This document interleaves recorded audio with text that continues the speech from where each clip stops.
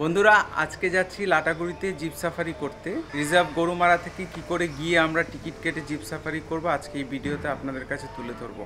যেহেতু শীতকাল চলছে সেহেতু সে কারণে আপনার 2-2:30টার পর থেকে হালকা হালকা ঠান্ডা থাকবে, সেজন্য কিছু কাপড় নিয়ে নিয়েছি, মানে একটা জ্যাকেট আর একটা মাফলার নিয়ে নিয়েছি।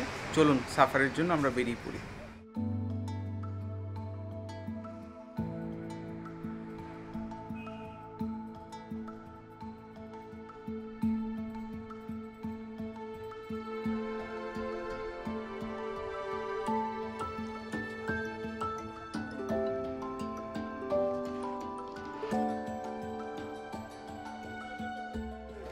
গাড়ির টিকিট 1800 টাকা নিয়েছে। এখন এখানে গার্ড ক্যামেরার জন্য চার্জ দিলাম, আর পার পার্সন টিকিট আর পার্কিং চার্জ দিলাম, সবটা দিয়ে টিকিট কালেক্ট করে নিলাম।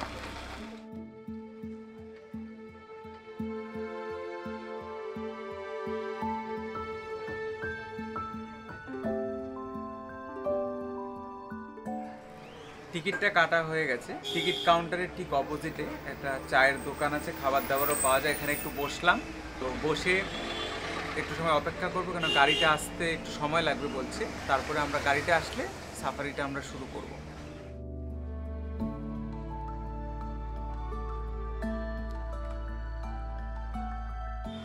সাফারি শুরু করলাম। বাজারের এখানে গাড়ি এসে গেছে, গাড়ি করে বেরিয়ে গেলাম। জঙ্গলের ভেতরে এখন ঢুকবো আমরা।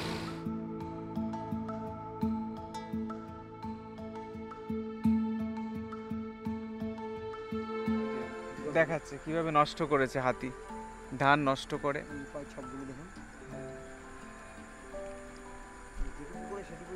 নষ্ট করে ফেলে। আর হাতির ভয়ের জন্য হ্যাঁ, সবার একটা করে উঁচু ঘর আছে, উঁচু ঘর ভাঙে না হাতি। আচ্ছা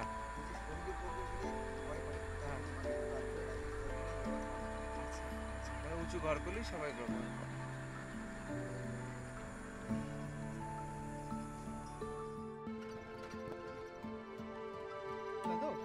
ছটার সময় যেটা হয়েছিল,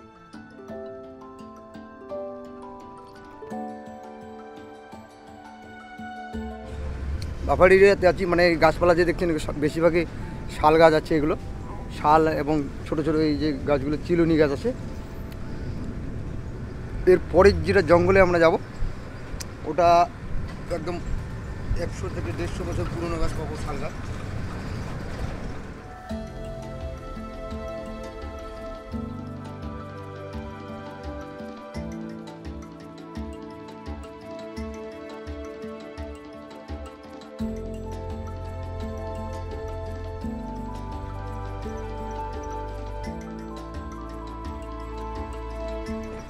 একদম ডিপ ফরেস্টের ভেতরে রয়েছি, মানে ঠান্ডা লাগছে।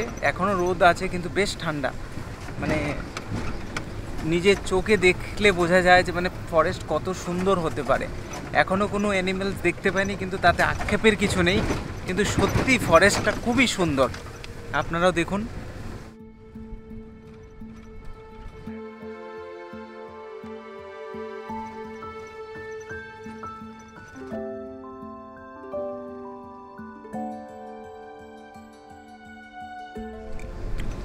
আমরা জঙ্গলে যে আছি, জঙ্গলের ভিতরে আপনারা দেখবেন যে সাদা বক যেখানে থাকবে সেখানে সাদা বকে আশেপাশে হাতি হোক বা বাইসন হোক থাকবেই সেখানে। মানে সাদা বকটা হলো ইন্ডিকেটার, সিগনাল।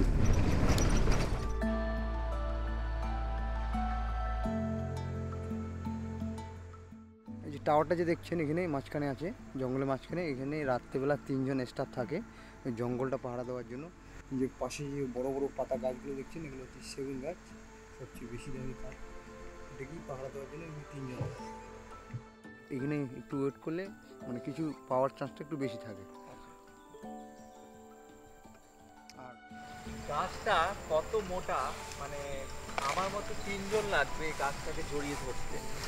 এবং একটা আলাদা রকম একটা শান্ত, মানে এত শান্ত পরিবেশ, সেটা মানে ফিল করার মতো যে এত শান্ত জায়গা। মানে ফরেস্টে আসাটা শুধু অ্যানিমেলস দেখার জন্য নয়, প্রকৃতিকে, নেচারকে বোঝার জন্য। এই সময়টুকু না, এখন আপাতত এখানে কেউ নেই। এই জায়গাটাতে এসে, জঙ্গলের ভেতরে এসে সবাই এই জায়গাটাতে সবাই দাঁড়ায়। দাদা, জায়গাটার নাম কি বললে? এই চুকচুকি মোড়। চুকচুকি মোড়। তো তো চুকচুকি মোড়ের এই জায়গাটাতে আমি যদিও লাটাগুড়িতে বেশ কয়েকবার সাফারি করেছি, কিন্তু ভিডিওটা এই প্রথমবার করছি। এখানে এসে আমি আগেও বেশ কয়েকবার যখন সাফারি করতে এসে ওয়েট করেছি। এখানে আপনি ফিল করতে পারবেন যে ফরেস্টের যে একটা প্রাকৃতিক সৌন্দর্যের সাথে সাথে যে একটা শান্ত ভাব, সেটা আপনারা ফিল করবেন। আপনারা ফিল করার চেষ্টা করুন আমার মতো।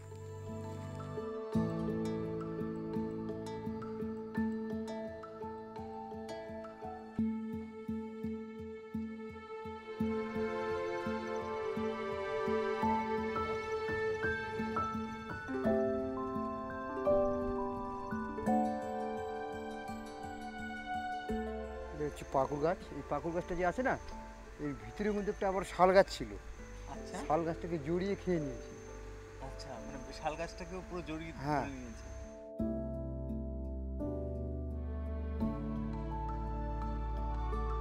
আমরা লাটাগুড়ি রেঞ্জ শেষ করলাম, কালামাটি রেঞ্জ শেষ করলাম, এখন আর তারপর আরেকটা যে রেঞ্জ করলাম ওটার কি নাম আছে, ওটা রেঞ্জ কালামাটি। কালামাটি রেঞ্জ শেষ করলাম। এখন আমরা বড় নেওড়া ডিগি, বড় ডিগি। এখন বড় দিঘির দিকে হ্যাঁ, যাচ্ছি। নেওড়া রেঞ্জ বড় বড় দিঘির দিকে যাচ্ছি।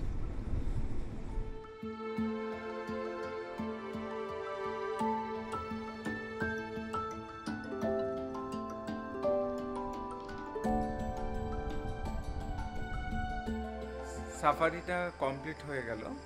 কিছু সেরকম কিছু দেখতে পাইনি, কিন্তু নিরাশ হওয়ার কিছু নেই। খুব মানে জঙ্গলটাকে খুব ভালোভাবে দেখলাম, আর অনেকগুলো ময়ূর দেখতে পেয়েছি, বেশ কিছু পাখি দেখতে পেয়েছি, সেগুলো ক্যামেরায় ধরা সম্ভব হয়নি, দেখানো সম্ভব হয়নি। আর সব থেকে যেটা বেশি ভালো লেগেছে সেটা হচ্ছে যে জঙ্গলের মধ্যে যে শান্ত একটা, মানে একদম যেটাকে বলা হয় শান্তি, বাইরের কোনো গাড়ির কোনো সাউন্ড নেই, কোনো কিছু নেই, এই জিনিসটা কিন্তু সত্যি খুব ভালো লেগেছে। আর গরুমারা সাফারিতে একবারেই আপনি দেখতে পাবেন সেটা ভাবলে কিন্তু হবে না, আপনাকে বেশ কয়েকবার করতে হবে, করলে আপনি সাকসেসফুল হতে পারবেন। আর সাফারির সাথে সাথে ওয়াচ টাওয়ারও আছে, আপনারা চাইলে ওয়াচ টাওয়ারও কিন্তু করতে পারেন। এই সাফারি সম্পর্কে আগামী দিনে আরও কিছু ভিডিও আমি বানাবো, আপনারা অবশ্যই চ্যানেলটিকে সাবস্ক্রাইব করবেন এবং লাইক করবেন।